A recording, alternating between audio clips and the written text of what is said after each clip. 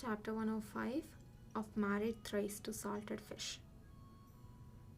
In less than a day, Lin Qingyu seemed to be a completely different person.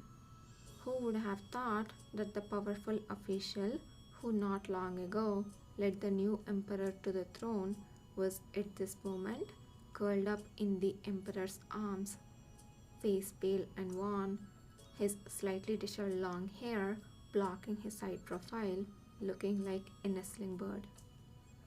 Jiang Shen could tell that Lin Qingyu was working hard to get back to normal. But Lin Qingyu had been so agitated, how could he possibly recover with a snap of his fingers? It was only by being by his side all the time and coaxing him patiently was Jiang Shen able to gradually lead him out of the shadows.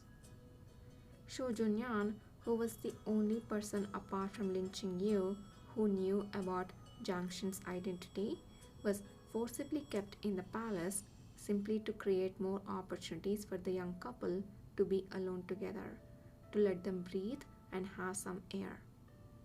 The grand and noble national teacher was treated like a eunuch by Jiang Shen. There was no other way. Were anyone to see General Gu's wife lingering in with the new emperor on the dragon bed, whispering sweet nothings to each other, it would be nothing short of a bloodbath. After taking the medicine for a couple of days, together with Jiang Shen's company, Lin Qingyu's mood stabilized for the meantime. He would, though, still occasionally find himself in a trance. Sometimes he couldn't even remember whether he was dreaming or in the real world. When he listened to others talking to him, it always seemed like there was some sort of barrier, as if the speaker were underwater. Lin Qingyu knew that it was a side effect of the mood stabilizing medicine. Drinking too much made you lethargic, and sleeping too much produced more dreams. Once his condition showed signs of turning for the better, Lin Qingyu updated him on the matters that had been happening while he had been in the northwest. How he moved against Shirong and Shao Jie, and how he helped Shao Li ascend to the throne.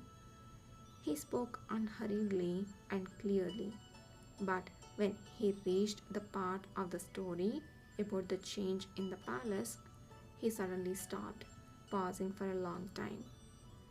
When he spoke, he did so with a dazed calm, asking, What was I just saying? Jiang Shen patiently wrote, You received a secret letter from the Shishya agent. Lin Qingyu nodded and said, After that, I headed to the palace. Jiang Shen wrote, Is Shirong dead? Lin Qingyu shook his head. I was thinking of keeping him alive so as to serve as a sacrifice when you triumph.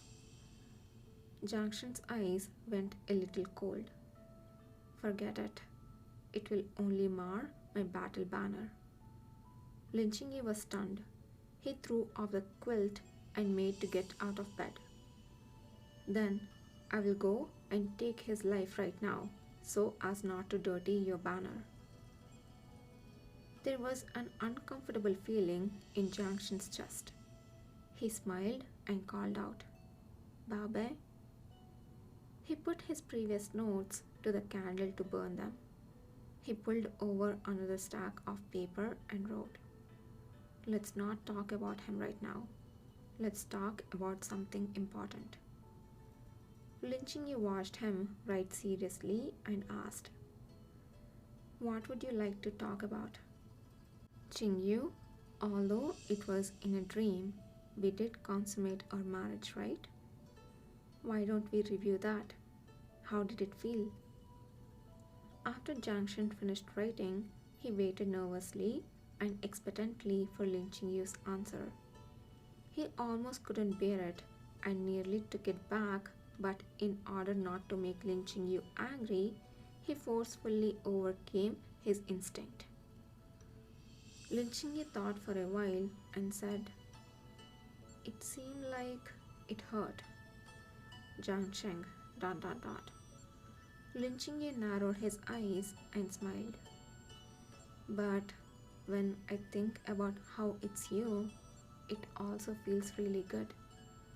The corners of Jiang Shen's lips rose up in a smile and he wrote with lively and vigorous flourishes.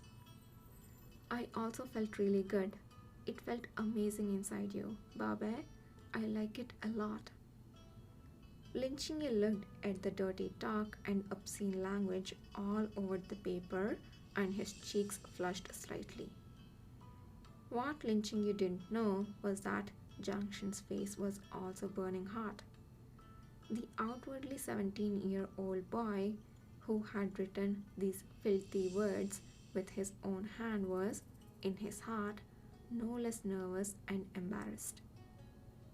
It's a pity that Jiang Shen and Lin Qingyu had made love while weighing down with despair at that moment.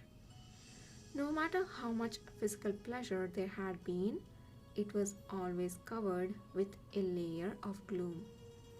But it didn't matter. He believed that he and Lin Qingyu would be able to move past that. Lin Qingyu put away Jiang Shen's note and said in a low voice, "We can't let others see this." He was about to burn the paper when his wrist was suddenly grabbed, and then Jiang Shen was moving in closer. Jiang Shen was about to kiss him. Lin Qingyu's pupils reflected Shaoli's face. He wanted to close his eyes like last time, but it was too late. His body froze instinctively and he turned his face to avoid the kiss. Jiang Shen let him go. Feeling a little wronged, he picked up a brush and slowly drew on the paper. Question mark. No kissing? Question mark. Lin Qingyu composed himself and said, "I seem to be a little uncomfortable with your current body." Eh? But this body is the most similar to my original one. I know. Lin Qingyu was a little distressed. It's just that I know Shaoli. Before Jiang Shen became Lu Wancheng and Gu Fu Zhao, he had never met these two people, and he could more easily accept that Jiang Shen had their appearance. But he knew Shaoli. Not only did he know Shaoli, but he often spent time with him this year. Shaoli would smile at him whenever he fed him, and he had personally put on Shaoli the crown symbolizing his position as emperor. To him, Shaoli really existed. Jiang Shen understood what Lin Qingyu wanted to express and wrote. When I transferred to Shaoli's body, Shu Junyan said it was the soul returning to its old body. You can think of me and Shaoli as the same person because for some reason my soul wandered outside for a while and only now came back. Lin Qingyu looked at him. Well, now that you're back, does that mean you won't leave again anymore? Definitely. Seeing Jiang Shen's being so sure, Lin Qingyu suppressed his restlessness and anxiety and smiled lightly. I will get used to it as soon as possible. If you kiss me again, I won't avoid it anymore. Jiang Shen smiled and pecked Lin Qingyu's lips, light like a dragonfly skimming the water. A bit of haze, though, remained in Lin Qingyu's eyes. Lin Qingyu said he couldn't control it, but he was still trying to control it even now. As everyone knows, a beauty who is quiet and does not cry or make a fuss is more distressing than a beauty who is emotionally broken. Lin Qingyu has been recuperating for 3 days and on the surface, he has already recovered. But the past few days, the Empress Dowager has been governing from behind the curtain, but she was already showing signs that she was reaching her limit. Having learned that Lin Qingyu has almost recovered, under the cover of visiting the sick, she insinuated, Qingyu, you need to get better soon. There are many matters that Aja has been waiting on your decision for. Lin Qingyu said lightly, Thank you, Your Highness, for your concern. The Empress Dowager sighed. There has been no news from the northwest for a long time. I wonder how Gu Fuzhou fared in the battle for Yongliang. Lin Qingyu's expression suddenly changed and his breathing turned rapid. With Lin Qingyu's current state, how could he bear to hear this? In order to prevent the Empress Dowager from continuing on, Jiang Shen said, Mother? The Empress Dowager suddenly froze, thinking that she had heard wrong. Lear? Jiang Shen called again. Mother? The Emperor spoke. The Empress Dowager was very excited. Tears started streaming down her cheeks. Gone was her usual dignified and graceful manner. The Emperor called Ajia mother. Nurse Shajia was also choked up. This is the first thing the Emperor has said. The Emperor has truly kept you in his heart. The Empress Dowager couldn't restrain herself and she fell bitterly on Jiang Shen's shoulder. Lear, you really are getting better. Mother has been waiting for so long for this day. It was impossible for Jiang Shen to pretend to be a dullard all his life. But he also couldn't suddenly become a normal person. There had to be a gradual progress. Today, he called his mother. Next year, he will be reciting poems. And in 3 to 5 years, he will be able to do math problems. You know, playing a dullard's not so bad, Jiang Shen told Lin Qingyu. Besides, I don't feel much like talking to anyone except you. Jiang Shen's mother had caused the Empress Dowager to cry until she was out of breath and couldn't even go to the court the next day. Lin Qingyu changed into his official uniform and sat in front of a bronze mirror. He looked at himself with a blank expression. Suddenly, feelings of being fed up unexpectedly welled up. Before he could be discovered by Jiang Shen, he immediately closed his eyes. Forget it. Jiang Shen has returned, worrying about personal gains and losses, crying and wailing, how am I different from Shao Jie and his ilk?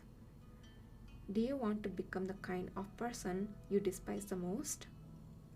But was Jiang Shen really back? Could it be that he was dreaming again? Once he wakes from his dream, Jiang Shen will leave too. Lin Qingyu opened his eyes and saw through the bronze mirror the Emperor standing behind him, helping him adjust his official hat. He quietly picked up the hairpin on the table and slowly stabbed the sharp end into his palm. Pain. It's not a dream. That's great. Before Lin Qingyu could breathe a sigh of relief, the hairpin in his hand was snatched away by Jiang Shen. Qingyu. Lin Qingyu paused and said, Your Majesty. Jiang Shen's brow furrowed and then loosened. He said with a smile, I'm Jiang Shen. Don't forget. After practicing hard for a few days, he gradually regained the feeling of speaking and was able to speak short sentences. The corners of Lin Qingyu's lips twitched. I remember, Jiang Shen is the emperor now, so it's only right that I address you as such. Jiang Shen lowered his head to check the wound on Lin Qingyu's palm. Fortunately, He had spotted it in time. Though the skin was broken, it wasn't bleeding. Lin Qingye said indifferently. It's fine, I will just apply some medicine to it. Lin Qingye called Shao Songxi to bring the medicine box and calmly applied the medicine on himself. Jiang Xing looked at him thoughtfully for a while, but he didn't help him. Suddenly, Jiang Xing raised his hand to take off the jade crown on his head. He picked up the scissors lying to one side and cut off his long hair without hesitation. Strands of black hair fell to the ground, and within a short while, the young man's hair changed from long to short. Lin Qingye sat dazed for a long time before saying, Jiang Xing? Jiang Xing curved his lips into a smile. Yes, Baobei? Lin Qingye said in a daze. What are you doing? Why did you make yourself to look like this? Jiang Xing had messed up his hair. It was all uneven lengths, like a dog had chewed it. Fortunately, with his face, even with such a mess for hair, he was still extremely handsome and radiant. Exactly the same as Jiang Xing in his dream. He watched with his own eyes how the long-haired Shao Li completely transformed into short-haired Jiang Xing. He still remembered how, when Jiang Xing lowered his head, the bangs on his forehead brushed against his eyelashes. Jiang Xing tried hard to speak, but forgot how to say the word. He had no choice but to resign himself to writing and holding up. I am more handsome this way. After several days of being in a trance, Lin Qingye finally regained his sense of reality and the voice in his ear became clear. Jiang Xing got down on one knee in front of Lin Qingye. He looked up at him. Qingye, it's me, Jiang Xing. Lin Qingye involuntarily stretched out his hand and cupped Jiang Xing's face, as if relieved, as if trusting, as if sighing. You're really back. Jiang Xing struggled to speak. I have been back for a few days. The mist in Lin Qingye's eyes gradually dissipated and clarity returned. He suddenly pinched Jiang Xing's chin tight with his hand. His eyes turned sharp. Oh, so you actually know how to come back, huh? Jiang Xing didn't feel any pain at all, but pretended to frown tightly. Be gentle, Baobei. At this time, Shao Songxi's voice came from outside. Master Lin, Master Li, and the others are waiting to discuss matters with you in Xinjiang Hall. Lin Qingye's eyes darkened. He looked around and tore a strip of cloth from the curtain. Jiang Xing, consciously and even feeling a bit of excitement, stretched out his hands. Here. Lin Qingye tied Jiang Xing's hands with the cloth strip. Go to the bed and wait for me under the quilt. You're not allowed to go anywhere until I come back. Did such a good thing actually exist in this world? Jiang Xing nodded happily.